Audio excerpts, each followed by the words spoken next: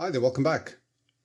Rather self-explanatory introduction here. This video is sponsored by PCBWay.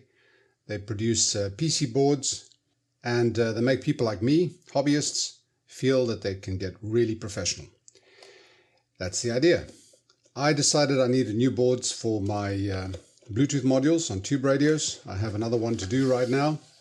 So I signed into PCBWay and I placed an order using the updated Gerbers that I made from the comments and suggestions that I got when I first did this board. And some of those comments and suggestions were very helpful. I have actually documented the changes that I've made on here, and I wanted to see what the quality was like from PCBWay. And I went onto the website and it's pretty comprehensive. What I found here was the pricing is pretty amazing. They're quoting 10 PCBs, 1 or 2 layer for $5. You can actually get assembled, 1 to 20 pieces assembled for $30. And they do the usual, the stencils and everything else. Mainly my interest is on simple double-sided PCBs. Generally, they don't exceed 10 by 10 centimeters, which is the limit. So if you want to get a quote, you just go onto the website. You don't even have to sign in to get the quote. Put in your length and width, number of pieces, the thickness and number of layers, and you get a quote. There's also a free prototype order, $5. So you can give that a try as well. Now, I had the Gerbers already, so it was pretty simple. And then you follow through the whole, there we go, online quote. Upload the file. This is the procedure. They review your order to make sure that everything is okay, that it doesn't break any of the rules. Payment, and then the tracking. The tracking is actually right through the fabrication process, and then of course delivery and confirmation of delivery. This thing all worked very well. I actually ordered using DHL this time because I needed it pretty urgently, and of course that meant that the actual DHL cost was quite a bit more than the actual cost of the boards. That's pretty usual. That's nothing to do with any supplier. That's just the way it is. Shipping is expensive when you want it in the next couple of days. This thing worked out pretty well. It came through, and I want to now have a look at what the result is. I haven't opened it yet. A couple of stickers. What does that say? 5 years. And of course, a pen.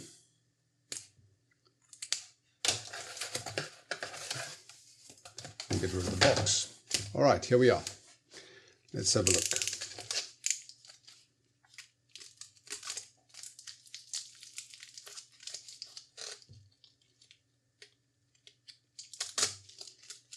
I'm not as adept as Julian Eilert on opening things with a X-Acto knife, but here are the boards. Now, I chose the blue.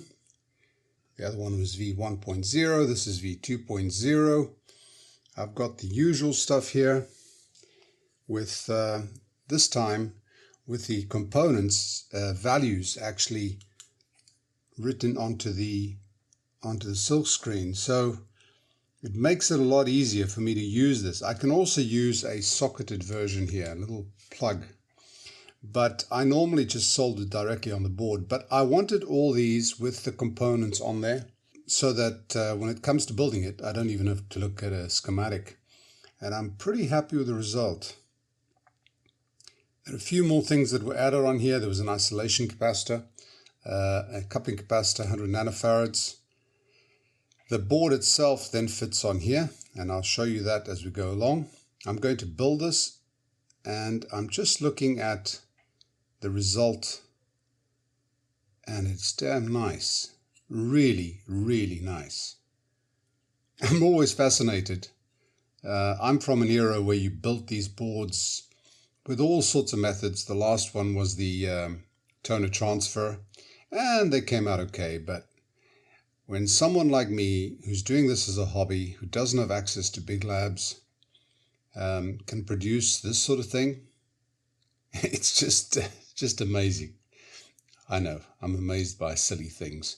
I also changed the spacing on some of the components because I found that things like that capacitor there were just a little bit too tight, and I didn't want any components creating any force on here.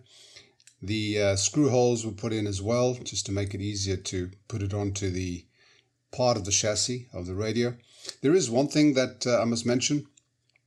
The actual Bluetooth module fits on here, and the antenna of the Bluetooth module is over here. And somebody mentioned in the comment when I made these updates, that you can't have a ground plane below it because it'll impede the efficiency of the antenna. Well, this doesn't have ground. This is not a ground plane. It was done like this on purpose. It was actually left as just straight PCB with the silk screen on it. So there's nothing to impede the antenna from working well. What I'm going to do next is get the components together and take this all the way through to the end till testing the actual module. Alright, if you're interested in that, stick around. Okay, let's get started. One of the boards. I use this to fold or to bend the components to the right spacing. This thing tends to make life a lot easier. This is the little module, and if you've seen my previous videos, this module fits on there like that. So I decided to go with blue on here so that I could distinguish between the various versions of the board, but no big difference. So I'm going to get started. As usual, smaller components first, and then you build up a little bit at a time.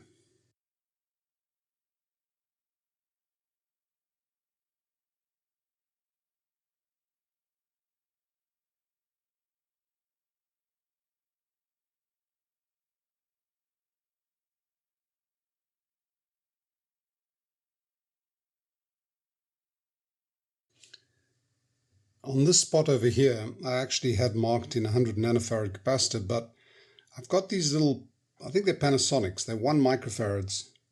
These are low voltage, and this whole thing is low voltage, so that's not a problem. So I decided to use that just to improve the frequency response of this thing, which shouldn't have been a problem anyway, but better safe than sorry.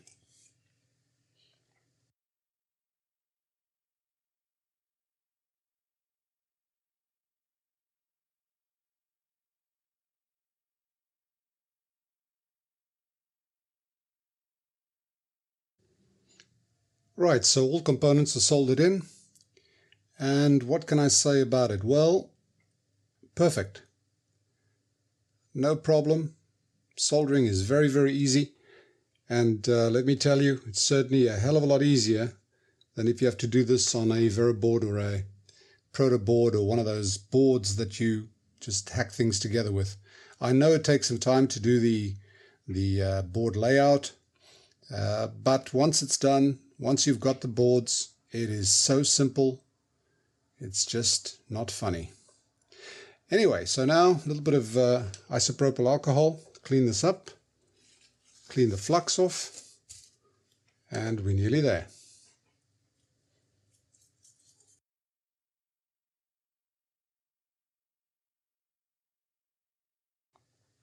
And here we are. Our board is done. Now, when I fitted these standoffs, I actually just soldered the 1 pin down here so that I could make sure that this thing fits properly. And it does. If you don't do that, because these pins are very, very small, you could end up with one of these not being perfectly perpendicular, and that's always a pain in the butt. So it's advisable just to do it like that. And as you can see, that thing is now perfectly spaced off there. And all I need to add to this is the AC in, 6.3 volts from the heater supply. I could probably take that off one of the lamps.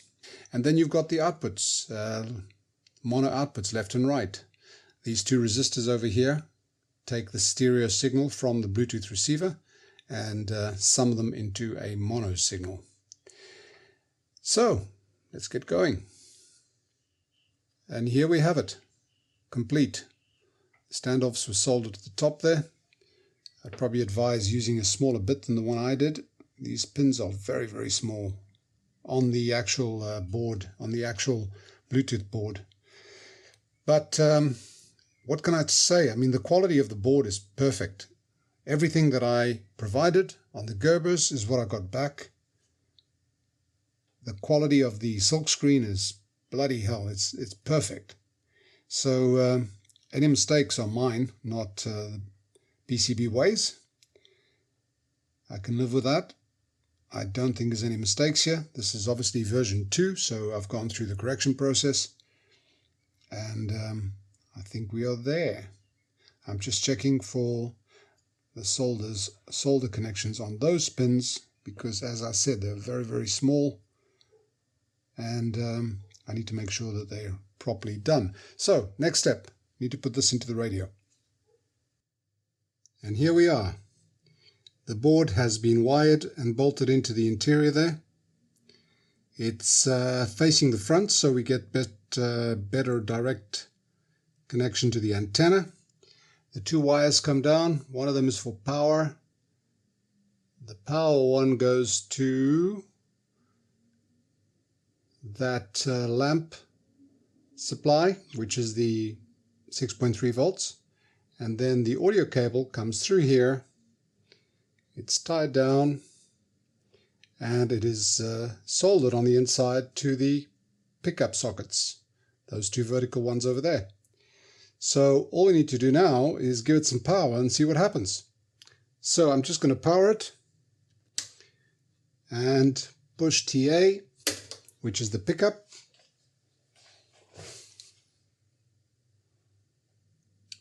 And it starts looking for a Bluetooth signal. Actually, it's now connected. It's actually connected to Bluetooth on my phone, which is a bit difficult to play and record at the same time. But we'll do a quick demo. So here we are, fully fitted in the radio. Activate the pickup. Come here and activate Bluetooth. There it is. Yep, we've heard the tone.